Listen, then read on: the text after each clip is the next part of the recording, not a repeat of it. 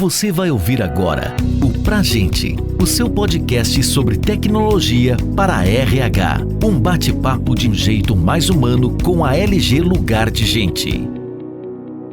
Olá, eu sou Maria Paula, diretora de Gente, Jurídico e Compliance da LG Lugar de Gente. Nesse episódio, a gente vai conversar sobre o desenvolvimento de líderes para uma gestão de talentos eficaz. Essa gravação faz parte da Maratona de Planejamento de RH 2025, uma semana de conteúdos que a LG Lugar de Gente prepara. LG, a maior HR Tech do Brasil. Você pode acessar gratuitamente esse conteúdo e outros materiais exclusivos por meio do QR Code que está na tela. Prepare o seu RH para enfrentar os desafios futuros com confiança e visão estratégica. Hoje, a gente vai explorar um tema essencial para o cenário atual e futuro, que é a formação da liderança e a gestão estratégica de talentos. O papel do RH está em constante evolução sempre e a necessidade de desenvolver líderes que estejam capacitados para enfrentar esses desafios, dessa transformação digital, nessa nova era, de engajar equipes, de promover uma cultura organizacional de inovação, nunca foi tão grande. Então, esse podcast hoje vai discutir como o seu RH pode ser um catalisador para a criação de líderes fortes, preparados para enfrentarem todos esses desafios e garantirem um ambiente dinâmico, que propicia aí os negócios da sua empresa. A gente vai abordar os benefícios de se investir no desenvolvimento de líderes e como isso vai impactar na retenção e na produtividade dos talentos da sua empresa. Para nos apoiar nessa missão, nessa difícil missão, a gente tem o prazer de receber o Felipe Urbano, doutorando, palestrante, especialista em liderança e cultura e projetos de transformação organizacional nas empresas. Muito bem-vindo, Felipe. É um prazer ter você aqui com a gente. Fica à vontade para se apresentar. Prazer é meu, privilégio estar aqui com vocês. Eu acho que a coisa que eu mais gosto de falar sobre mim é que eu tenho investido boa parte da minha vida em desenvolver lideranças. Acho que essa é a minha grande agenda, meu grande propósito, onde eu tenho concentrado energia e brinco em casa que eu acordo às 4 da manhã e vou dormir às 10 fazendo isso. Acho que essa é a minha grande motivação para acordar de manhã e falar sobre isso. É um prazer. Obrigado pelo convite. Prazer é nosso. A gente teve o prazer de fazer um projeto com o Felipe, justamente de desenvolvimento de liderança, que foi muitíssimo bem sucedido, que a gente teve feedbacks incríveis da nossa liderança. Acho que a gente fez um trabalho muito legal juntos e que bom que a gente pôde estar aqui novamente para falar desse tema tão importante, que tira o nosso sono, nós líderes de RH, e tenho certeza que a gente vai conseguir trazer um conteúdo muito legal aqui para a nossa audiência.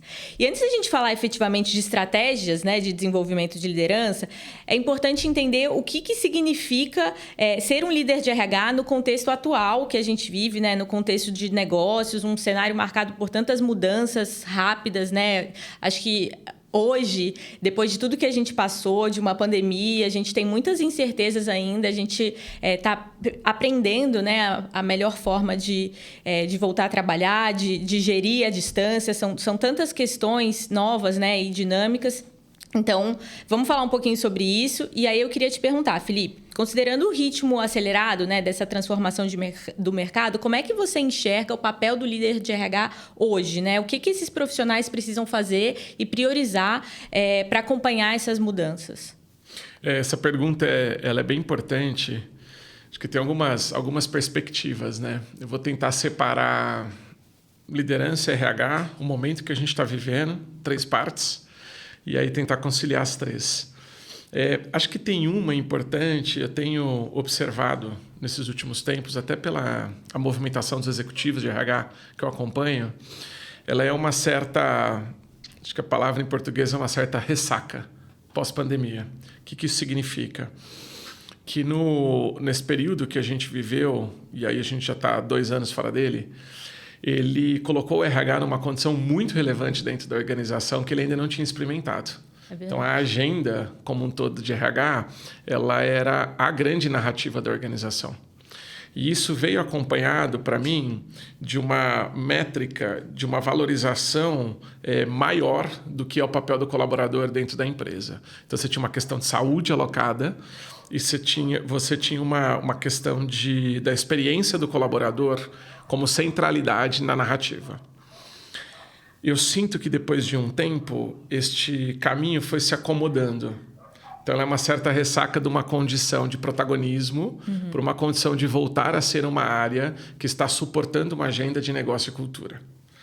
E é interessante porque parece que esse lugar é menor, mas para mim ele é o lugar mais adequado. E aí eu quero conectar o que eu penso que é uma liderança de RH, né? No ano passado, eu estava no evento da ABRH, lá no Sul, e eu lembro que eu trouxe essa metáfora, né? O RH mais relevante é aquele que consegue trabalhar sobre o impacto da organização sobre o colaborador e do colaborador sobre a organização. Se ele está privilegiando a relação só com a organização e esquece o colaborador, ele é um RH irrelevante, porque a questão humana da organização ela vai ficar abandonada no tempo. Se ele é um RH que privilegia só a experiência do colaborador e esquece o negócio, ele fica irrelevante, porque ele esquece a razão de existir dele em alguma instância, que continua sendo a organização entregar os resultados dela e fazer o progresso que ela precisa fazer. Então, esse papel esse momento histórico do RH no tempo, de adequar um pouco a função dele ao lugar de ser uma área que suporta negócio e cuida das pessoas, menos sobre o protagonismo que tinha no momento que a gente tinha um problema de saúde.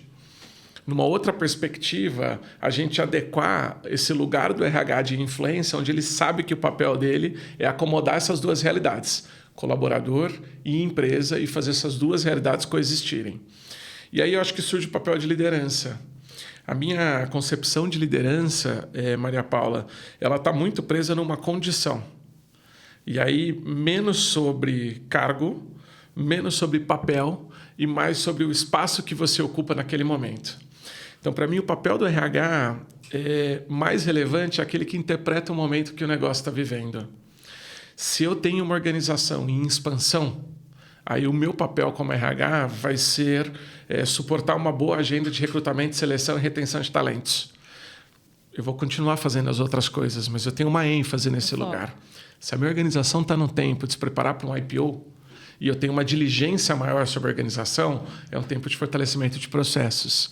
Se eu tenho uma organização que é uma organização centenária e está numa agenda de transformação, a minha competência de gestão de mudança vai ter que ser maior.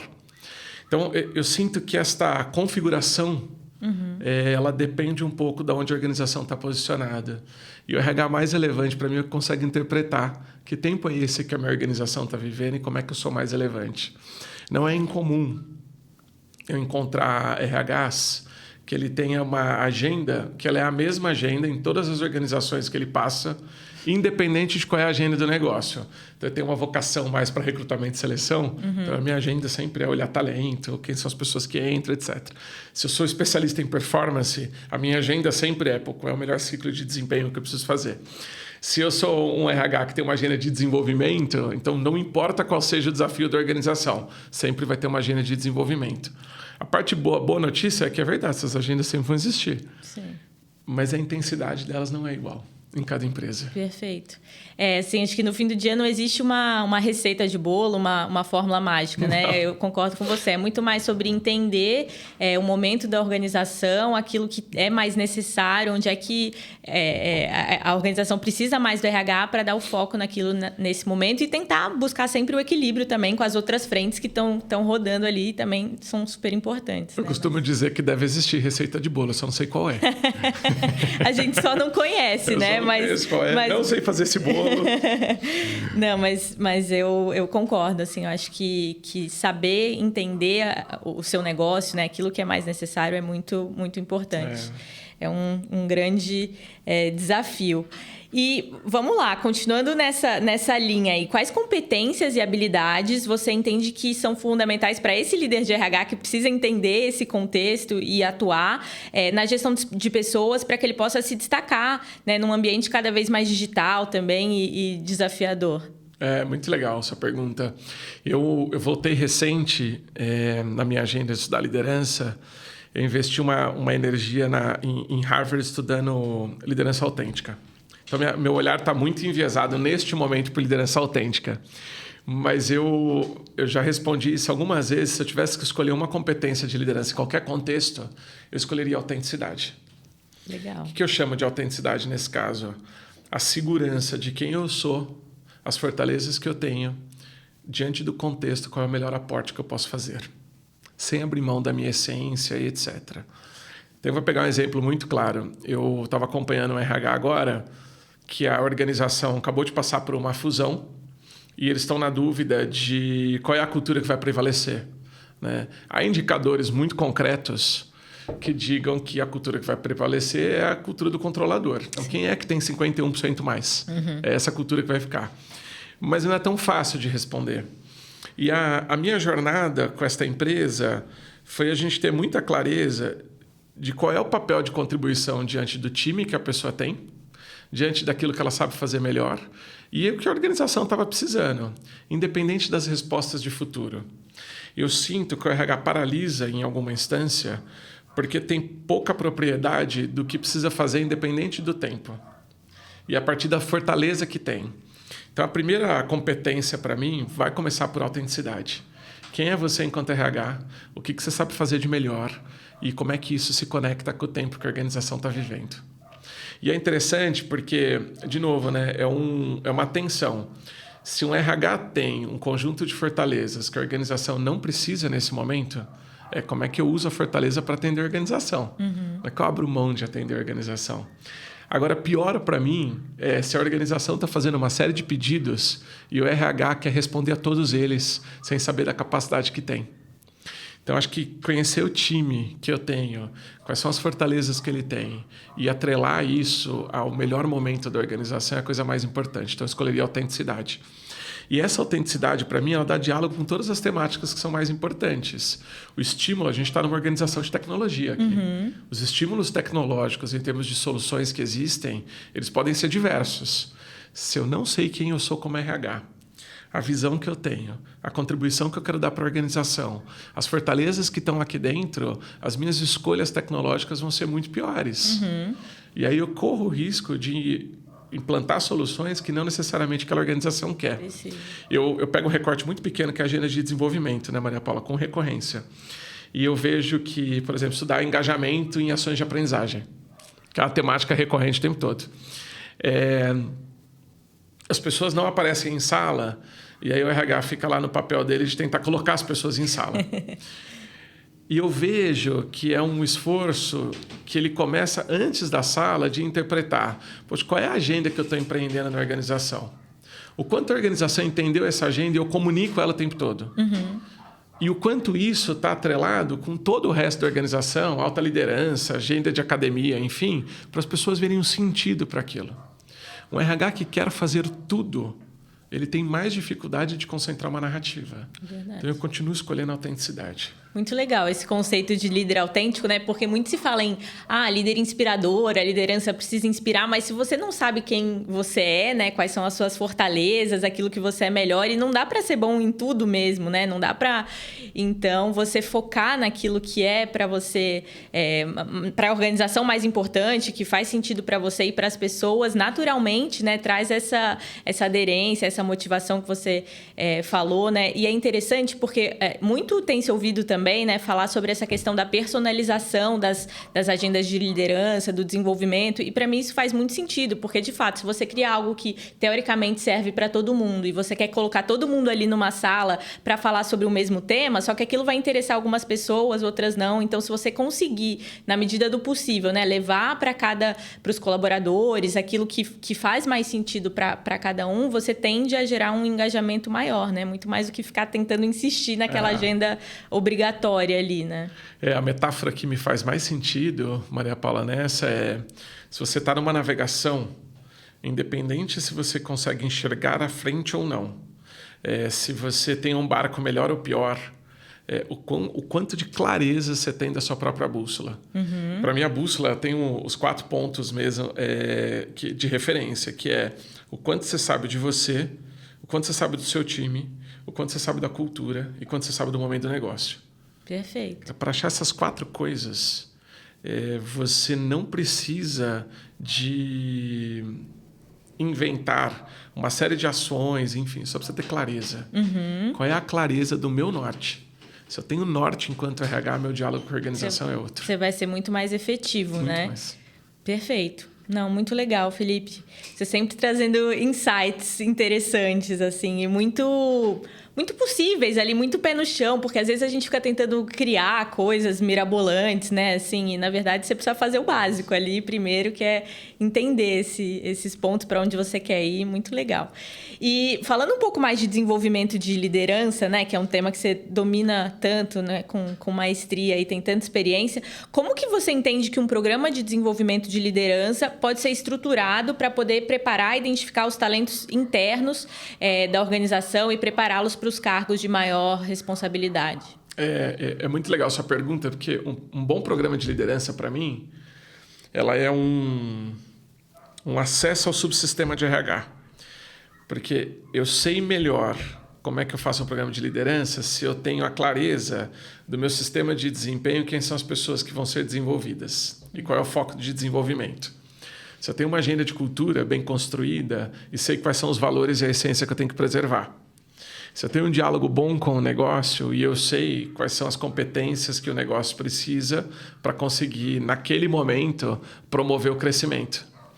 Então, para mim, a melhor agenda de desenvolvimento de liderança é aquela, e eu quero retomar a ideia da bússola, é aquela que, diante de todas as tensões que a liderança tem, eu consigo proporcionar um ambiente que eu tome contato individualmente com as fortalezas que eu tenho, as coisas que eu preciso desenvolver, e eu tenho clareza na organização, num sistema, mais do que o feedback em si, mas um sistema de feedback que me diz o quão dentro e o quão fora eu estou. Então, uma agenda relevante de desenvolvimento de liderança começa nesse lugar, eu comigo. Esta relação do outro lado é o quanto que eu estou alinhado com o meu time. E aí são todas as questões que eu carrego enquanto liderança, de o quanto que eu compreendo motivação de pessoas, como é que funciona, quais são as agendas para se formar um time de alta performance ou um time relevante para aquele momento da organização, quais são as agendas que eu preciso compartilhar, onde eu faço acordos e estabeleço uma boa relação com esse time. Então, essa relação que é comigo também é uma relação que eu estabeleço com o time. Tem uma terceira perspectiva, que é o quanto que essa liderança ela está institucionalizada. E aí eu acho que é uma coisa importante, né? A gente está num momento em que... E aí eu continuo ecoando a pandemia, porque eu acho que um trauma desse tamanho a gente não elabora em 2 anos. Total. Mas a gente ficou muito tempo olhando para a gente mesmo na pandemia. E aí eu sinto que a gente perdeu um olhar institucional, que é um olhar de instituição, que é, antes de como liderança eu falar por mim mesmo, eu represento uma instituição. Existe, a Maria Paula está aqui conversando comigo, mas ela está representando uma marca. Sim. Esta marca carrega identidade, conjunto de valores, no limite como marca, tom de voz, aquilo que ela aceita ou que ela não aceita.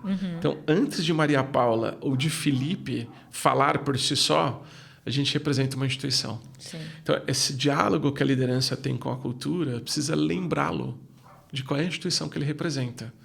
Então, eu não acredito num programa de liderança que não tome contato consigo, não ensine você a lidar com o seu time e não abra espaço para você representar a instituição.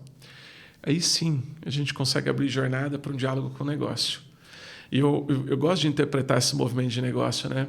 RH, nesta perspectiva de negócio, eu sinto que falta visibilidade de 2 dimensões. A gente, como RH, me coloco nesse lugar, geralmente vai no micro, que é o comportamento do indivíduo. Mas esse comportamento está influenciado numa análise macro-organizacional pelo movimento da economia que ela está, que isso vai me puxar se eu tenho uma organização que precisa de uma agenda mais de eficiência, uma agenda mais de transformação, ou uma agenda que é uma agenda mais de crescimento. Então, eu direciono olhando quase que a economia. Qual é o segmento de negócio e os concorrentes que eu estou lidando? A LG está no mercado que é o mercado de tecnologia. Tem uma série de concorrentes. Então, como é que eu sou relevante na hora de formar essa liderança olhando o segmento de mercado que eu estou? E numa análise mesmo organizacional, que é o espaço onde a organização está, eu consegui observar, do ponto de vista de negócio, quais são as metas da companhia, as agendas que o conselho está comprando e as falas do CEO. Fazer uma agenda, para mim, sem estas variáveis, você pode estar fazendo uma agenda que você acha legal. Mas se a intenção é tornar essa agenda relevante, para mim ele tem que permear essas temáticas todas. Comigo, no time, Sim. na cultura e com o negócio. Sim. Faz todo sentido, né? E eu acho que essa coerência, né, faz com que a gente conversou bastante sobre isso, né? O quanto a gente precisa, de fato, que tudo isso seja considerado para ser uma agenda que seja coerente no momento que você divulgue aquilo, que os seus líderes, eles comprem a ideia. E aí, não necessariamente eles precisam concordar, que daí volta ao ponto que você falou de estar representando uma instituição, né? Eu achei muito legal quando a gente conversou sobre isso também, porque eu, representando uma instituição, não necessariamente eu vou concordar com tudo, vou gostar de tudo, mas tudo bem também, né? Eu, naquele papel, eu preciso representar aquela instituição entendendo todas essas variáveis de momento e tudo mais. Tem duas agendas para mim que elas são bem simbólicas nisso, né? Linhas gerais, o programa de liderança, ele reflete, quando a gente não está atento a esse elemento que você está trazendo, ele reflete a temática que é mais protagonista no tempo. Então, a gente está num tempo onde saúde mental é um tema importante, ou inteligência artificial. Se eu não incorporo em mim essas duas temáticas, se eu não observo o impacto no meu time, o que cabe nessa cultura e qual é a vocação de negócio para esse tema, a chance de eu comprar um curso aberto sobre inteligência artificial na expectativa que as pessoas vão colocar isso no dia a dia é muito pequena. Então, eu preciso colocar este tema diante deste contexto. Sim. Então, uma academia de liderança relevante, ela está servindo a um contexto. Perfeito. E aí eu acho que até conecta com a próxima pergunta, que é aí como é que nós, né, como profissionais de RH, a gente pode medir quais são os indicadores, como é que a gente entende se esse programa de liderança está sendo efetivo? Na sua visão. Eu sempre penso que antes de gerar um indicador que é nosso, é a gente perguntar para a organização qual é o indicador dela. Então, vou dar um exemplo do mais relevante para mim, daquele que eu considero que são indicadores de manutenção. O mais relevante para mim é uma organização que recebeu um aporte de um fundo de investimento e ela, em 3 anos, quer dobrar o tamanho da empresa. Quando eu olho como RH na minha estratégia, a primeira coisa que eu preciso cuidar é se a minha empresa vai dobrar de tamanho, o quanto de lideranças eu tenho preparado para dar conta dessa dobrada de tamanho que a gente tem.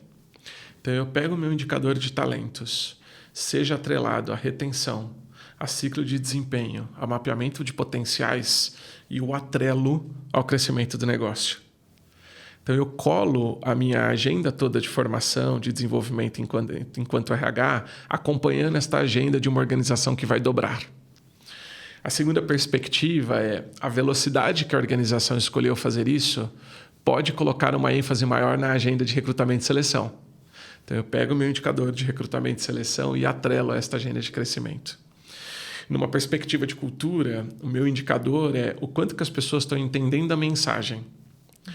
Porque se eu vou dobrar de tamanho, a perspectiva da cultura ela precisa ser mantida, porque eu vou precisar de gente reproduzindo isso.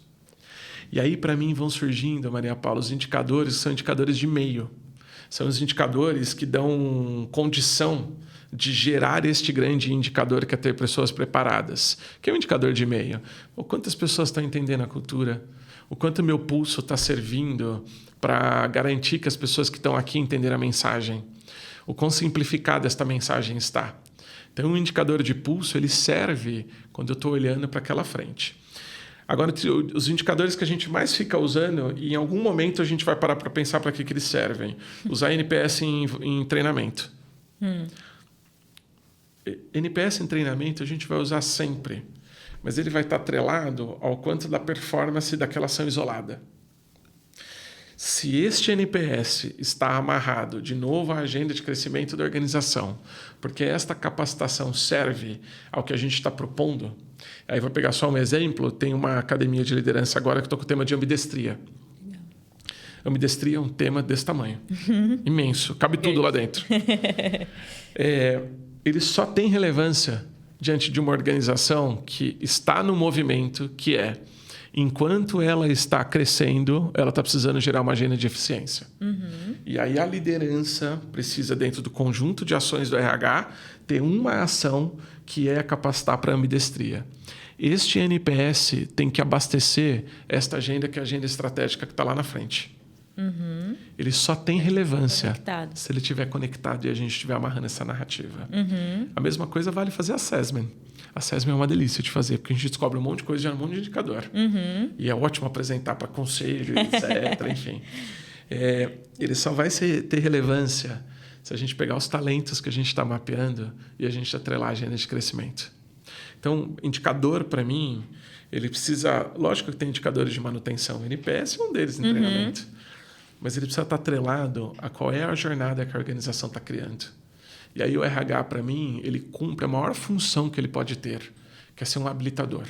Sim. Eu gosto muito de usar essa palavra, porque eu acho que ela coloca o RH no tamanho que ele tem que ser. O RH corre muito risco quando ele quer ter um tamanho maior na organização do que realmente ele tem. A agenda de pessoas é importantíssima e ela tem o seu lugar. Sim. Quando a gente coloca ela maior que qualquer outra dentro da organização, a gente corre o risco de perder a nossa função de habilitar. O que é habilitar? Existe um caminho que a organização está fazendo e a gente vai entregar a melhor pessoa para fazer isso acontecer. Perdeu esta função, o RH corre um risco de ou estar jogando contra a organização, porque ele está assumindo uma agenda que é a dele, não é a agenda da organização, ou ele corre o risco de estar fazendo uma série de coisas que ela não vai colar depois nesse grande planejamento. Felipe, muito bom. E assim, a gente sabe que ferramentas digitais, automação, você falou um pouquinho de inteligência artificial, né, que é um tema que está tão em voga e está sendo tão falado. O uso de dados também, né, tem sido uma outra forma utilizada pelos RHs para melhorar a comunicação, otimizar processos, identificar oportunidades, mas a gente precisa que essas inovações, né, que trazem novos desafios, também sejam efetivas e como acho que tudo volta para aquilo que você falou bastante, que sejam aplicáveis para o contexto daquela organização e façam sentido, né? E no fim do dia a gente tem que buscar o equilíbrio sempre entre esse fator tecnologia e o fator humano. Na sua visão, como construir uma cultura de confiança e transparência nesse ambiente tecnológico que muitas vezes pode ser percebido como impessoal, enfim, como é que é o papel dos líderes nesse processo, né, de combinar a tecnologia com o papel da liderança? Acho que tem uma métrica para mim que ela é quase uma métrica ética. É o quanto a tecnologia humaniza mais as relações. É uma medida ética. O quanto a tecnologia me ajuda a ser um ser humano melhor para esta organização a partir dos valores que ela tem. Vou dar 2 exemplos. Se eu tenho um sistema de atendimento dentro da companhia e eu coloco uma meta-inteligência artificial para acompanhar o quanto do discurso daquele atendimento reflete a minha cultura ou não. Então, vou lá, gero o dado, transcrevo ele e a partir disso eu começo a identificar quais são os padrões que isso está refletindo na minha cultura ou não. Vou fazer uma análise sobre esses dados. Para mim, ela só tem sentido se ela abastecer uma agenda onde eu vou sentar com aquele atendente. E aí um exemplo trivial e vou dizer assim, existe uma parte do seu discurso, do seu script que a gente precisa ajustar porque ela vai refletir melhor o tipo de gente da organização que a gente quer e a expressão da organização que a gente gostaria de refletir para os clientes. E isso precisa fazer sentido na sua agenda de desenvolvimento. E aí você vai entender que isso também pode ser melhor para você. Então, a inteligência artificial atua como um meio de melhoria de performance, não como um fim em si. Numa outra perspectiva, as ferramentas de inteligência artificial generativas, que estão bem vivas entre a gente, ela tem sentido se ela for uma mediadora do processo de criatividade. Então, eu estou usando aquilo como instrumento de insight, mediação, em prol de algo que eu preciso construir. Eu acesso aquele objeto para que isso me ajude a tratar melhor as pessoas como sujeito. Sim. Ela não é um fim em si. Eu sinto que o nosso desafio em dialogar e se localizar nesse mundo com muita influência, o Pedro Doria usa uma expressão que eu adoro, que é a gente está no ano 2. Andréa Janer reforça essa posição, que a gente está no ano 2 de uma era que a gente ainda não sabe nomear muito bem. É uma nova era. A gente está no ano 2. Então, desde novembro de 2022, a gente inaugurou uma nova era na humanidade. E eu sinto que, como toda nova era, a gente vai lidar melhor se a gente coloca isso como meio. Qual é a função do RH para mim? E aí eu falei muito do tempo da pandemia, da relevância do RH. Esse, para mim, é um momento em que o RH vai assumir um outro lugar de um habilitador, sim, com um espaço um pouco maior na organização. Quando ele se colocar como o defensor ou o guardião da atividade humana. Qual é este lugar? A gente está criando uma série de condições aqui com inteligência artificial. Essa inteligência artificial vai gerar uma série de impacto nas pessoas, inclusive sobre o emprego delas. Total. Qual é o papel do RH de ajudar a fazer essa transição da melhor maneira? Há uma outra dimensão que é a gente está ensinando inteligência artificial para aumentar a produtividade. Quando é que a gente coloca essa capacidade humana de interpretar esses dados como prioritária? O que eu sinto que vai acontecer na sua pergunta sobre dados? A gente vai multiplicar ainda mais a quantidade de dados que a gente produz. Sim. Alguém vai precisar levantar a mão na organização e dizer assim, é só lembrando que a finalidade desses dados é a gente tornar as pessoas mais humanas. A finalidade desses dados é a gente dar condição das pessoas trabalharem melhor. A finalidade desses dados é a gente instrumentalizá-los para que a gente consiga ter um resultado melhor e que as pessoas cresçam aqui dentro. Então, eu cuidaria muito mais do lugar onde o dado parte do que propriamente de como eu estou usando para processá-los. O processamento de dados vai ser cada dia maior. E o RH, se ele não fizer nada organicamente, ele vai ser inundado por dados. Sim, é verdade. Interessante, né? Você trazer essa perspectiva diferente, né? De qual que é o papel do RH nesse meio todo. E eu concordo com você, assim, acho que cabe alguém levantar a mão e esse alguém é o RH, né? Que tem que lembrar, acho que a todo tempo, o porquê de tudo isso e qual que é a finalidade que a gente precisa utilizar muito bem dessas ferramentas, dessas tecnologias, mas sempre olhando para as pessoas que no fim do dia sempre serão o nosso maior ativo ali, a gente sempre vai precisar delas. Tem duas perspectivas que vêm para mim, Maria Paula, em cima disso. Uma, que acho que são duas referências para mim quando a gente pensa em RH, né? O Josh Bersin, há algum tempo, ele já explora essa relação tecnologia e seres humanos, né? E há uns 10 anos ele usou uma expressão que eu gostava muito, que a Singularity University também usava, que era de singularidade. A quantidade de dados que a gente está usando precisa nos auxiliar a tornar as pessoas singulares. Uhum. Que é um pouco que o algoritmo nas plataformas digitais tenta fazer com a gente. Entregar uma singularidade. Isso aqui serve para a Maria Paula. Assim como o esforço do algoritmo está nessa direção, eu acho que a gente, enquanto RH, precisaria ir nesse esforço da singularidade das pessoas. Entregar um espaço maior de singularidade, que não é individualidade. Quando a gente vai para tratar indivíduos, a gente corre o risco de perder a instituição. Na singularidade, não abrindo mão da instituição, eu vou na direção daquilo que a pessoa precisa. Então, ela quer parar um ovo, colocar um ovo em pé entre o individual e o coletivo e ao singular. E a segunda perspectiva, que é uma frase que atribuem ao Jung, que eu gosto muito, né? É que a gente dominar todas as técnicas, mas a gente tomar muito cuidado quando a gente vai tocar uma alma humana. Acho que o RH precisa ser o guardião desse lugar. Concordo. Muito bom. E agora, trocando um pouquinho aqui o rumo da nossa conversa, quando a gente fala de experiência, engajamento, sustentabilidade da organização, a atuação das lideranças é fundamental, né? Segundo uma pesquisa realizada pela Gallup em 2022, 70% da variação no índice de engajamento de um time está diretamente ligado ao relacionamento com o líder, né? O líder tem uma grande responsabilidade aí.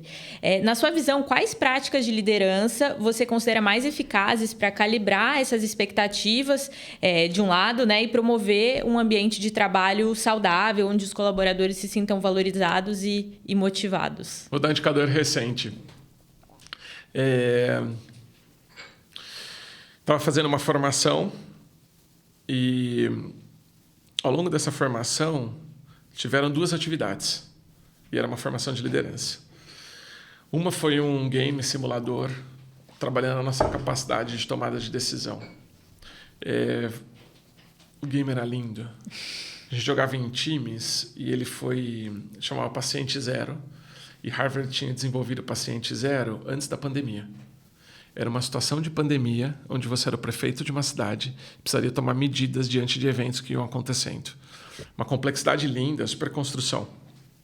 A segunda atividade que a gente fez durante o período foi um espaço de usar liderança autêntica para trocar feedback.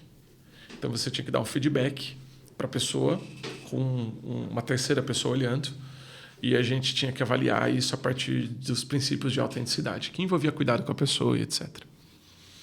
Ao final do evento, qual que era a minha expectativa?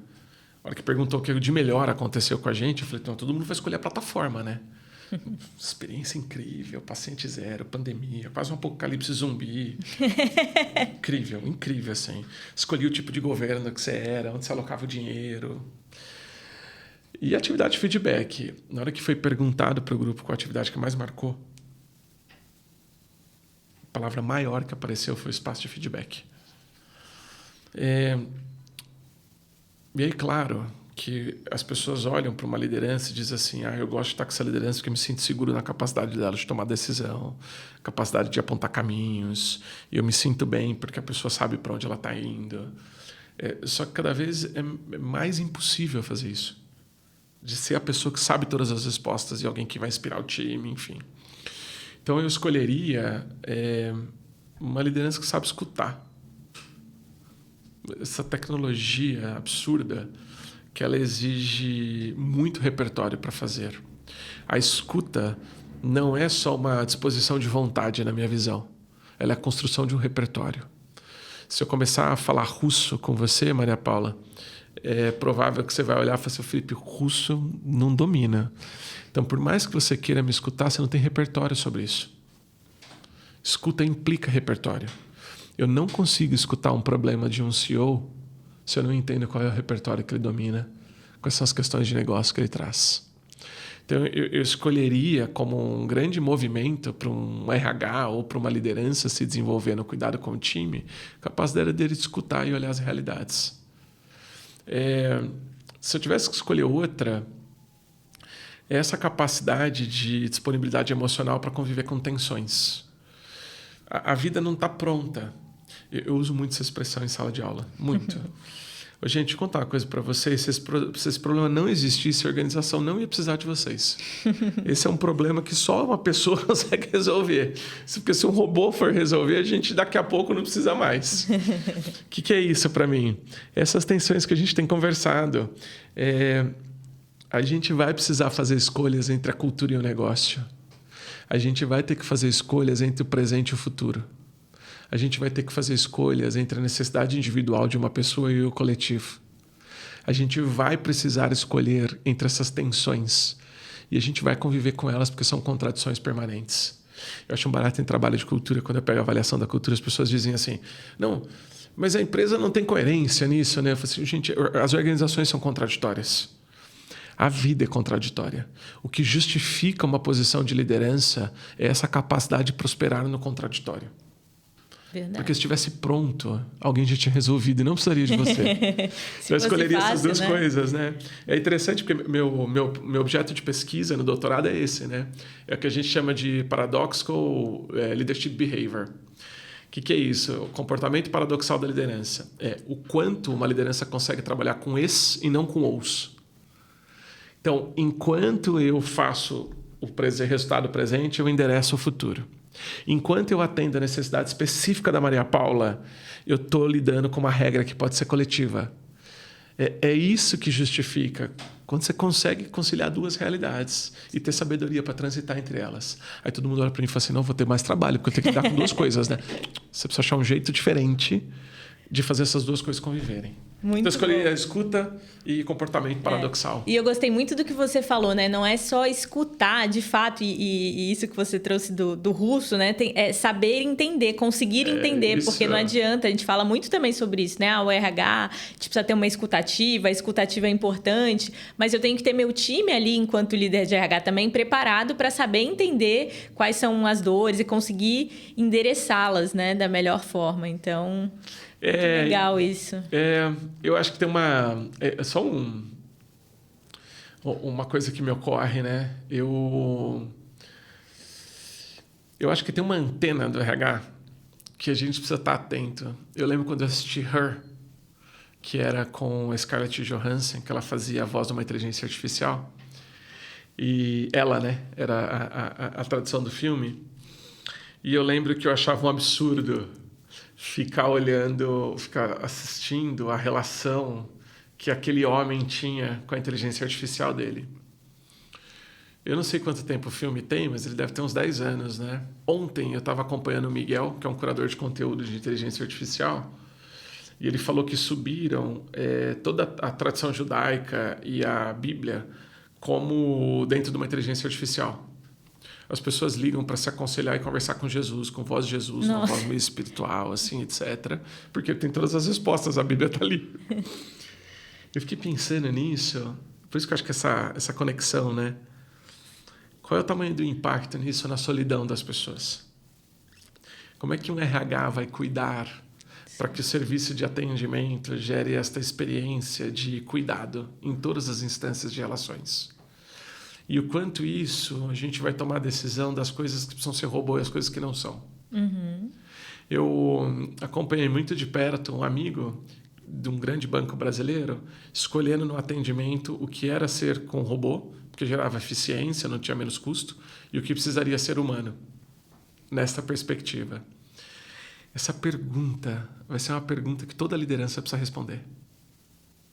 O que precisa ser humano? Uhum. Então, acho que junto com o meu comportamento paradoxal escuta, eu colocaria essa grande pergunta, que eu não sei qual é o nome ainda. A gente chama de liderança humanizada, né? Mas o que precisa ser humano? O que é indivisível pela ética, pela moral, mas também pela eficiência, pela produtividade. Sim. Então, essa é uma questão que tem me intrigado, assim, muito. Nossa, e são tantos fatores, né? Tantos. Que realmente, sim, é algo para se refletir. A gente já está se encaminhando aqui para o final do nosso episódio. Passou rápido. E aí eu tenho uma última pergunta que eu queria te fazer. Como que você entende que os líderes de RH podem se preparar para promover mudanças e transformar a gestão de talentos em uma vantagem competitiva, né? Depois de tudo isso que a gente falou e dessa complexidade toda que existe no momento de hoje, qual que seria aqui para a gente fechar uma dica que você daria para os líderes de RH se prepararem? Muito legal. Se fosse uma liderança de RH hoje sentada numa cadeira dentro de uma empresa, eu não caminharia um segundo mais sem ter muita clareza de quem eu sou. Então, reconhecer o que é fortaleza sua, onde é que você está posicionado no mundo, o que é propósito, qual é o diálogo que você tem com a organização, o que te deixa mais bravo ou brava com essa organização e o que te dá mais alegria. Não caminharia um segundo mais dentro da organização sem ter essa clareza desta agenda. Como é que eu faço isso, né? Assim, cada um que acha o seu jeito de fazer. Assessment está valendo, mapa astral e terapia. Cada um que acha essa configuração. Que eu acho que não dá para caminhar um dia mais sem a gente ter clareza de o que toca a gente e o que não toca. A segunda perspectiva, eu investiria muita energia em entender os fenômenos culturais. Eu realmente acho que a antropologia é uma ciência do futuro. Acho mesmo. A gente, cada vez mais, vai sobrar espaço para a gente entender o que é o comportamento humano. E entender como que as relações sociais se estabelecem. Como é que esses tecidos são tecidos. Como é que eles são costurados. E eu investiria muito em ciência humana. Ciências sociais, filosofia, psicologia. Então, como RH, eu apropriaria mesmo desta agenda de como é que o humano opera, seja em grupo ou seja individual. Numa outra perspectiva, eu usaria muito inteligência artificial. Maria Paula, acho que é uma questão de tecnologia. Eu vejo o RH pouco usuário. Uhum. Usuário, individualmente. Deixa eu tomar contato como é que isso aqui funciona. Como é que eu torno a área de tecnologia parceira nesta jornada. O quão curioso eu me sinto. O quanto que eu estou aberto a ter um lugar de curadoria que faça isso acontecer. Não é uma propaganda, mas a coisa mais útil que eu fiz para mim nos últimos anos foi ter uma assinatura de uma agência de futuro.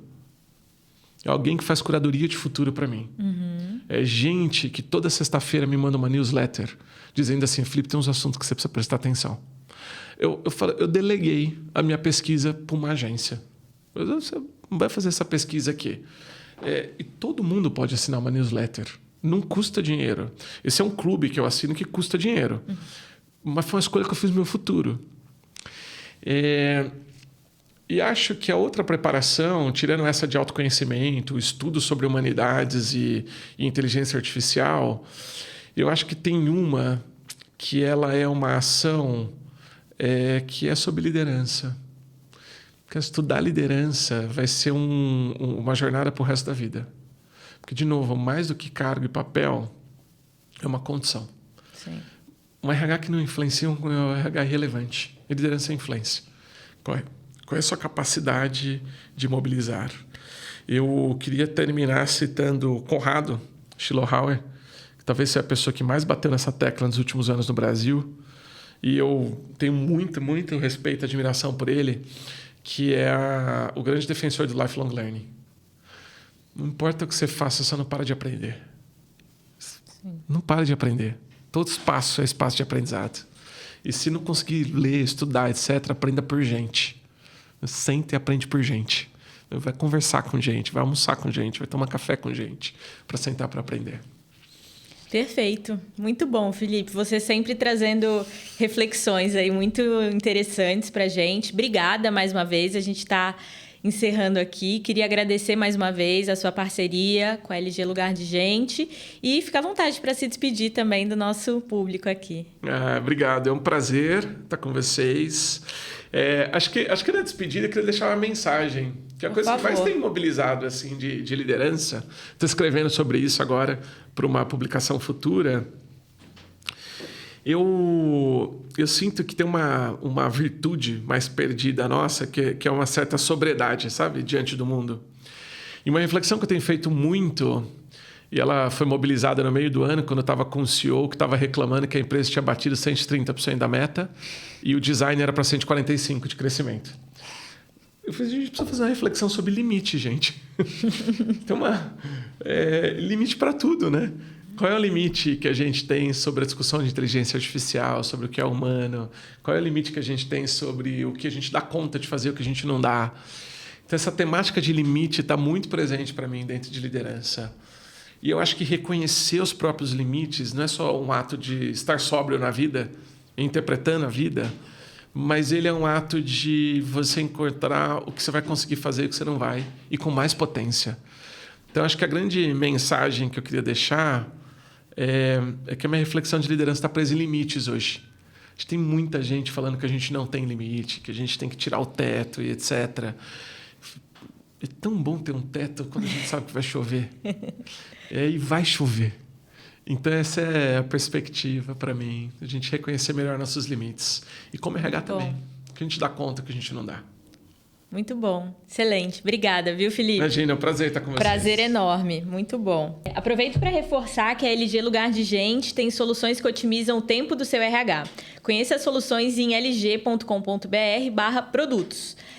Também convido vocês para acompanharem a nossa revista Uma, disponível gratuitamente online. Você tem acesso a conteúdos exclusivos sobre mercado e gestão de pessoas. Cadastre-se através do QR Code aqui na tela e mantenha-se informado com uma leitura rica e fácil. Até a próxima e obrigada!